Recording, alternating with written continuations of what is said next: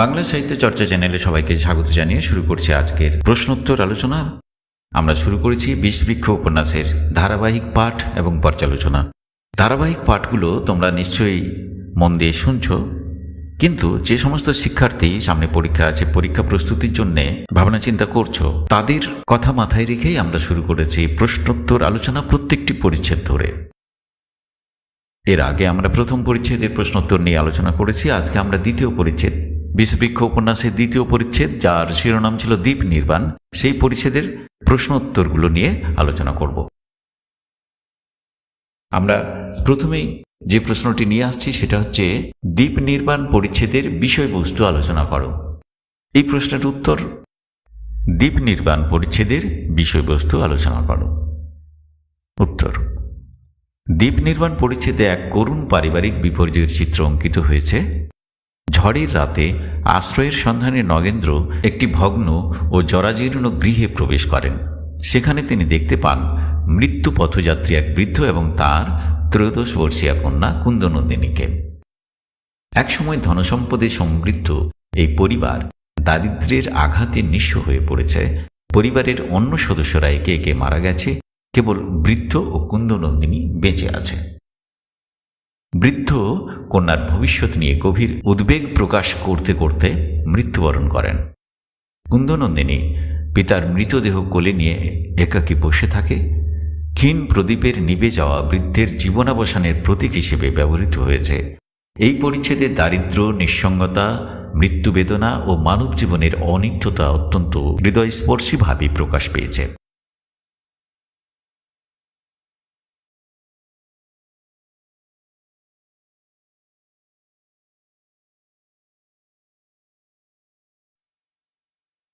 দ্বীপ নির্বাণ পরিচ্ছেদে বঙ্কিমচন্দ্রের শিল্প সফলতা আলোচনা করো।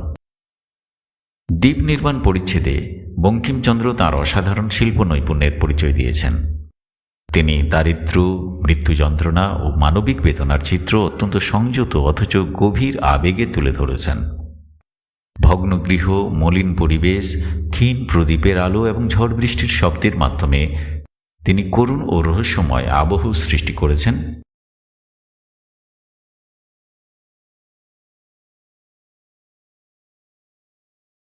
প্রদীপের নিভে যাওয়া বৃদ্ধের মৃত্যুর প্রতীক হিসেবে ব্যবহৃত হয়েছে, যা পরিচ্ছেদটিকে প্রতীকধর্মী সৌন্দর্য দান করেছে। কুন্দনন্দিনীর নীরব বেদনা ও পিতৃস্নেহ পাঠকের হৃদয় স্পর্শ করে। লেখকের ভাষা কাব্যময়, চিত্রধর্মী ও আবেগঘন।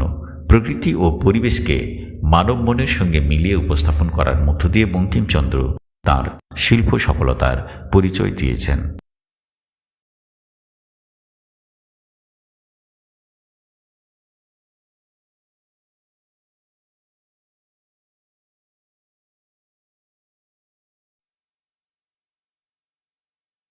পরের প্রশ্ন, দ্বীপ নির্বাণ পরিচ্ছেদে দারিদ্র্যের যে চিত্র অঙ্কিত হয়েছে তা আলোচনা করো। উত্তর, দ্বীপ নির্বাণ পরিচ্ছেদে বঙ্কিমচন্দ্র দারিদ্র্যের এক হৃদয় বিদারক চিত্র অঙ্কন করেছেন। একসময় সমৃদ্ধশালী পরিবারটি চরম আর্থিক দুরবস্থার শিকার হয়। ভগ্ন ও মলিন গৃহ, ছিন্ন শয্যা, ভাঙা উনুন, সামান্য তৈজসপত্র এবং চারিদিকে কীটপতঙ্গের বিচরণ সবই দারিদ্র্যের করুণ চিহ্ন।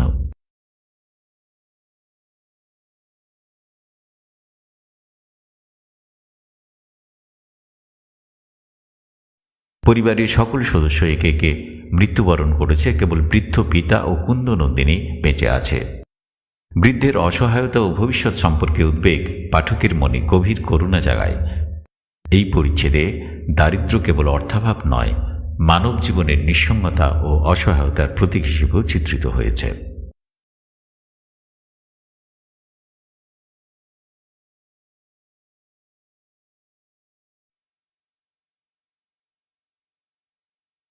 আমরা চলে যাচ্ছি পরের প্রশ্নে। পরের প্রশ্ন, দ্বীপ নির্বাণ পরিচ্ছেদে কুন্দনন্দিনীর চরিত্রের পরিচয় দাও। মানে এই পরিচ্ছেদে কুন্দনন্দিনীকে আমরা কীরকমভাবে দেখতে পাচ্ছি, তার স্বভাব, তার চরিত্রের আভাস আমরা পাচ্ছি, সেটাই আমরা এখানে বলবো। কিন্তু বড় প্রশ্নের জন্য তোমাদের মনে রাখতে হবে, বিষবৃক্ষ উপন্যাসে সামগ্রিকভাবে কুন্দনন্দিনীর চরিত্র বিশ্লেষণ, সেটা কিন্তু একটা বড় প্রশ্ন হয়ে থাকে। এই প্রশ্ন প্রায়ই আসে। পরীক্ষায় বিভিন্ন বিশ্ববিদ্যালয়ে। তো আমরা এই পরিচ্ছেদে কুন্দনন্দিনীর কীরকম পরিচয় পেয়েছি সেটাই আমরা এখানে একটুখানি উল্লেখ করব। দ্বীপ নির্বাণ পরিচ্ছেদে কুন্দনন্দিনীকে এক নিঃসহায়, সংবেদনশীল ও পিতৃভক্ত কিশোরী হিসেবে দেখা যায়। সে 13 বর্ষীয়া বালিকা, কিন্তু জীবনের কঠিন বাস্তবতার মুখোমুখি হয়েছে। পরিবারের সকল সদস্যকে হারিয়ে সে কেবল পিতাকে আশ্রয় হিসেবে পেয়েছিল। পিতার মৃত্যুশয্যার পাশে সে স্থিরভাবে বসে থাকে এবং গভীর মমতায় তাঁর মুখের দিকে তাকিয়ে থাকে। পিতার মৃত্যুর পরও সে মৃতদেহ কোলে নিয়ে একাকী বসে থাকে। তার নীরব বেদনা ও অসহায় অবস্থার মধ্য দিয়ে লেখক এক করুণ মানবিক চরিত্র নির্মাণ করেছেন।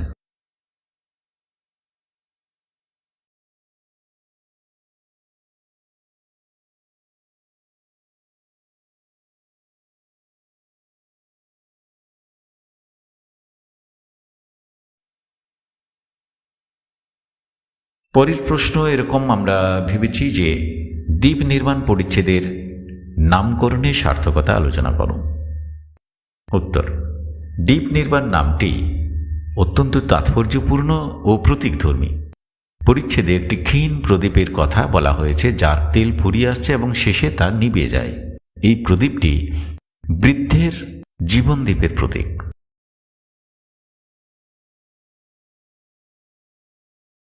যেমন প্রদীপের আলো ক্রমে ক্ষীণ হয়ে নিভে যায়, তেমনি বৃদ্ধের জীবনও ধীরে ধীরে শেষ হয়ে যায়। একই সঙ্গে এই প্রদীপ কুন্দনন্দিনীর সুখ ও আশ্রয়ের অবসানকেও নির্দেশ করে। ফলে দ্বীপ নির্বাণ নামটি কাহিনীর ঘটনা, আবহ ও প্রতীকের সঙ্গে সম্পূর্ণ সামঞ্জস্যপূর্ণ।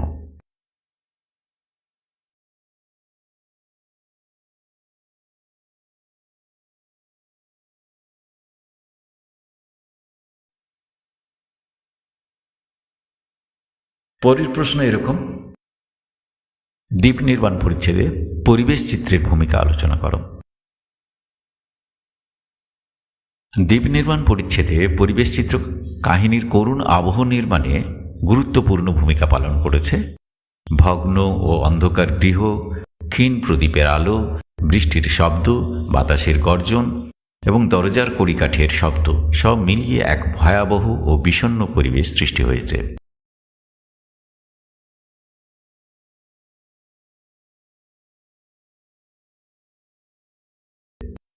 বাইরের প্রকৃতির অন্ধকার ও ঝড় যেন বৃদ্ধের মৃত্যু যন্ত্রণা ও কুন্দনন্দিনীর ভবিষ্যতের অনিশ্চয়তার প্রতীক।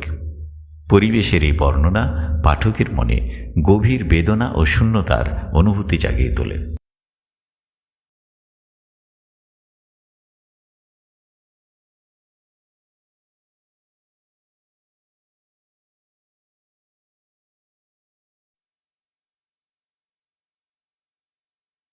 পরের প্রশ্ন: দ্বীপ নির্বাণ পরিচ্ছেদে মানব জীবনের অনিত্যতার পরিচয় কিভাবে প্রকাশ পেয়েছে?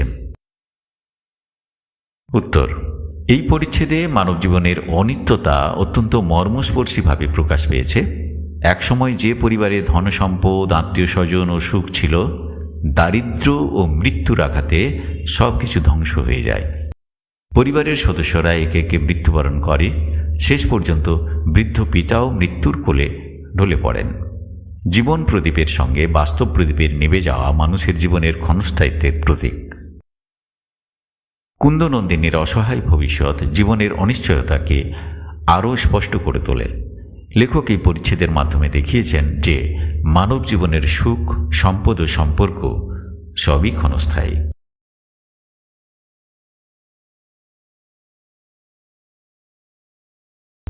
তোমাদের আরও একবার মনে করিয়ে দিই, শুধু প্রশ্ন উত্তর পড়লে হবে না, এই উপন্যাসের টেক্সট ভালো করে তোমাদের জেনে রাখতে হবে।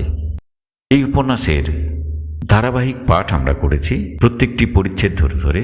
তার লিঙ্ক আমাদের ডেসক্রিপশন বক্সে দেওয়া রয়েছে। তোমরা অবশ্যই এই প্রশ্নোত্তর আলোচনা শোনার আগে সেই টেক্সট অংশ অর্থাৎ মূল উপন্যাসের পাঠ তোমরা ভালো করে শুনে নেবে।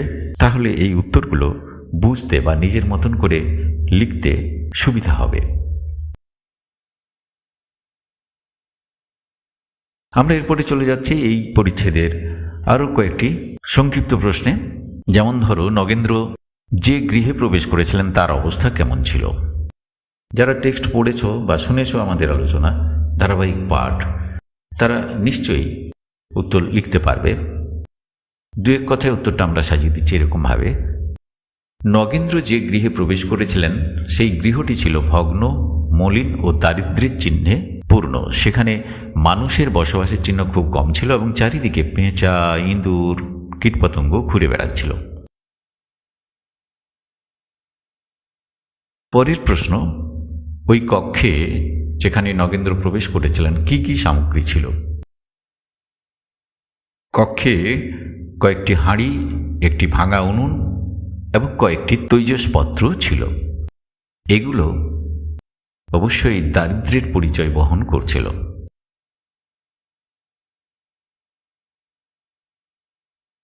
শয্যায় শায়িত বৃদ্ধের অবস্থা কেমন ছিল? উত্তর, বৃদ্ধের অন্তিমকাল উপস্থিত হয়েছিল। তার চোখ ম্লান ছিল, নিঃশ্বাস দ্রুত চলছিল এবং ঠোঁট কাঁপছিল। পরের প্রশ্ন, কুন্দনন্দিনী কে ছিলেন? কুন্দনন্দিনী ছিলেন সেই বৃদ্ধের 13 বর্ষীয়া কন্যা। কুন্দনন্দিনীর পরিবারের কি দুরবস্থা হয়েছিল? উপন্যাসের এই পরিচ্ছেদে আমরা দেখতে পাই একসময়ে তাদের ধনসম্পদ ও লোকজন ছিল, কিন্তু দারিদ্র্যের কারণে সব হারিয়ে যায়। পরে কুন্দের মা ও ভাইও মারা যায়। বৃদ্ধ কেন কুন্দনন্দিনীর বিবাহ দেননি? কুন্দনন্দিনী ছিলেন বৃদ্ধের একমাত্র অবলম্বন, তাই তাকে অন্যের হাতে সমর্পণ করতে বৃদ্ধের মন সায় দেয়নি। পরের প্রশ্ন, বৃদ্ধের মৃত্যুর সময় কুন্দনন্দিনীর অবস্থা কেমন ছিল? কুন্দনন্দিনী স্থির হয়ে পিতার মুখের দিকে তাকিয়েছিল এবং পরে পিতার মৃতদেহ কোলে নিয়ে একাকী বসেছিল। আচ্ছা, আরেকটি প্রশ্ন এরকম ভাবা যেতে পারে, সেটা হচ্ছে পরিচ্ছেদটির নাম দ্বীপ নির্বাণ কেন রাখা হয়েছে? উত্তর, প্রদীপের নিভে যাওয়া এখানে বৃদ্ধের মৃত্যুর প্রতীক, তাই পরিচ্ছেদের নাম দ্বীপ নির্বাণ রাখা হয়েছে।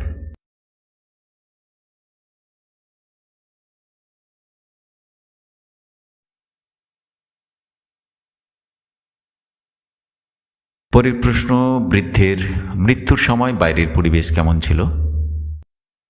উত্তর, বাইরে অন্ধকার রাত, হালকা বৃষ্টি ও বাতাসের গর্জন চলছিল। ভগ্ন গৃহের দরজা জানালা শব্দ করছিল।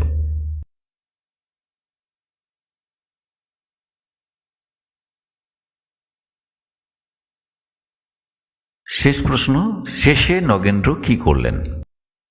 আমরা দেখেছি উপন্যাসে শেষে নগেন্দ্র নিঃশব্দে গৃহদ্বার থেকে সরে গেলেন।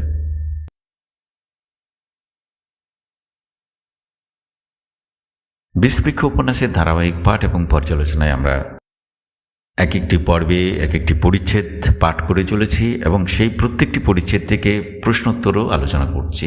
শিক্ষার্থীদের কথা মাথায় রেখে তোমরা অবশ্যই এই ধারাবাহিক পাঠের পর্বগুলো মন দিয়ে শুনবে এবং প্রত্যেকটি পরিচ্ছেদে প্রশ্নের উত্তর কীরকম হয়, কীরকম প্রশ্ন হয়, তার উত্তর কী হবে, সেগুলো যদি তোমরা দেখতে থাকো, উত্তর লিখতে, যে কোনো ধরনের প্রশ্নের উত্তর লিখতে পারবে। উত্তর লেখা সহজ হয়ে যাবে বা উত্তর লেখা তোমাদের পক্ষে অনেকখানি সহজ হয়ে যাবে।